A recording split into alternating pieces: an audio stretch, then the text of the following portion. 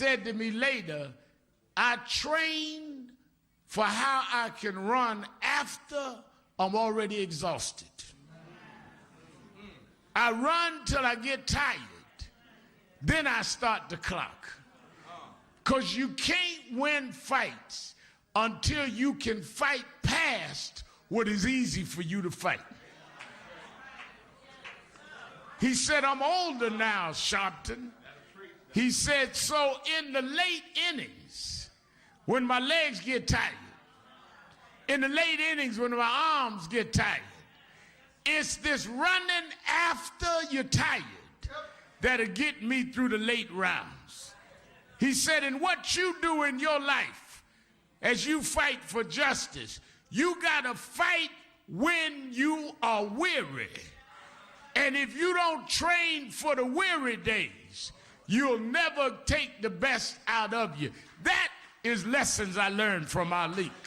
No better word to describe Muhammad Ali, the greatest. You got into the ring with him and you expected to beat up a guy, beat up a fighter, of which I'd beaten everybody. But this time I'd gotten into the ring with this phenomenon, and there was no way he was going to lose. And that's the way he felt about life. No way he was going to lose. He was the greatest. I'd never been in the ring with anyone tougher in my life. And to say he was the best fighter would be a put down to Muhammad Ali. He's bigger than boxing. I mean, for us to talk about him as a boxer is a put down. The man was something special. In Africa, Japan, Europe, everywhere, the name was Ali, Ali, and I got so tired of that, but they loved him. The whole world loved this man. And it wasn't about boxing. They didn't care if he won or lost. They loved him. He is permanently remembered in this neighbourhood, and one man who has plenty of stories about Muhammad Ali is Lawrence Montgomery. Lawrence, you in fact live right next door in that greenhouse. Right next door, right, 3300. I lived there for 35 years, yes. And what do you remember of Muhammad Ali and his spirit? I remember Muhammad asking me to hold up my hands so he could shadow box into my hands. He was always enthused about boxing. And he told me that I'm going to be the heavyweight champion one of these days. I said, boy, you are crazy. There's no way you'll be able to be heavyweight champ. Because at that time he was a small guy. He wasn't muscular or anything, but he trained a lot and he built his body up. And he's doing real good.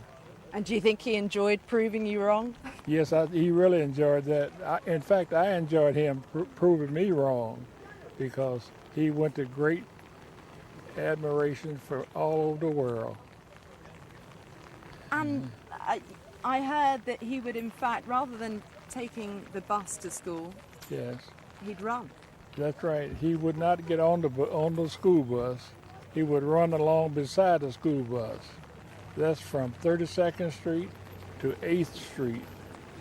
He would run along beside the bus all the time. In other words, he was training for boxing. A long slog and a determined character from the beginning?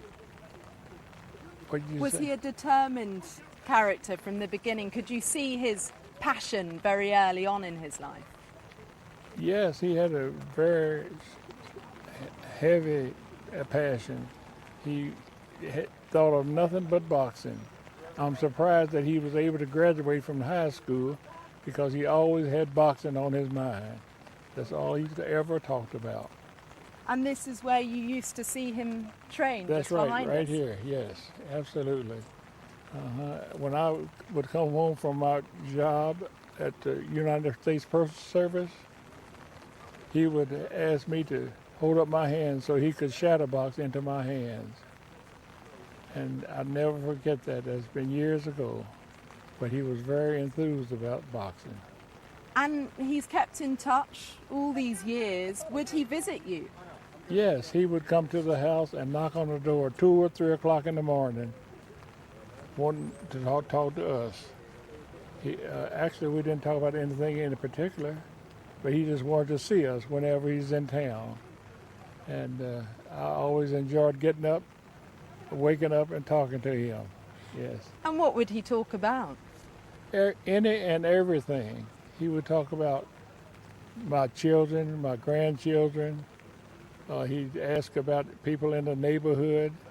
You know, he'd always try to think back to the old days, and that sort of thing is what he would talk about. And he arranged for you to go to the White House with him. Yes, President Carter invited him to the White House, and he in turn invited me and my wife. So we went to Washington, and actually we didn't get a chance to meet the president, but we went to the United States Senate restaurant and had lunch along with Senator Humphrey and Senator McGovern. We had a beautiful lunch. It was really, really nice. In fact, I have pictures of that meeting. And how do you think he'll be remembered?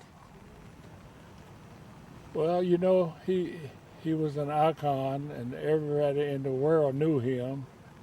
And I think his favorability, I